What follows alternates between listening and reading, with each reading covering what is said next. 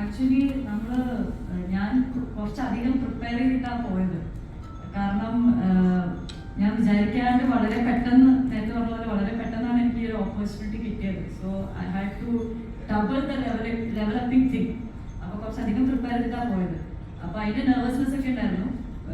First of all ആ ബൊഗെയിൻവില്ല movie ഇറങ്ങിക്കഴിഞ്ഞപ്പോഴാണ് ഇതിൻ്റെ shoot start ആവുന്നത്. അപ്പം ഞാൻ ആ ബൊഗെയിൻവില്ല ലുക്കൊക്കെ പ്രതീക്ഷിച്ച് ഒക്കെയാണ് വിചാരിക്കുന്നത്. ഒരു ഫുൾ റൊമാൻറ്റിസൈസിങ് ആണ്.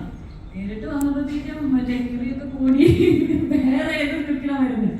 അപ്പോൾ ഫസ്റ്റ് ഞാൻ ഇത് തെളിക്കിട്ട് മാത്രം ഇങ്ങനത്തെ എന്നുള്ള രീതിയിലാണ്. പിന്നെ വർക്ക് ചെയ്യുമ്പോൾ he's very calm and very compose. And ഞാനാണ് ഡയലോഗൊന്നും തെറ്റിക്കരുത്, എൻ്റെ performance should not affect things എന്നൊക്കെയുള്ള രീതിയിലാണ്.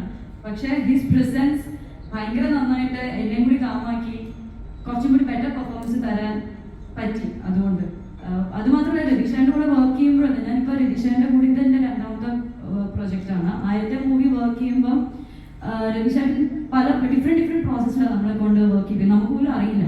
അപ്പോൾ ഫസ്റ്റ് മൂവിയിൽ രതീഷേൻ എനിക്ക് കഥയൊന്നും പറഞ്ഞിട്ടുണ്ടായിരുന്നില്ല. സ്പോട്ടിലാണ് സീൻ ഡയലോഗ്സ് ഒക്കെ തന്നിട്ടുള്ളത്. അപ്പോൾ അതൊരു വേറൊരു ലേണിംഗ് എക്സ്പീരിയൻസ് ആയിരുന്നു. ആൻഡ് ഈ മൂവിയിൽ എനിക്ക് സ്ക്രിപ്റ്റൊക്കെ ആദ്യമേ തന്നിട്ട് ഇതിൻ്റെ ടെക്സ്റ്റ് എല്ലാം ഫുൾ പേഴ്സണലൈസ് ചെയ്തോളൂ.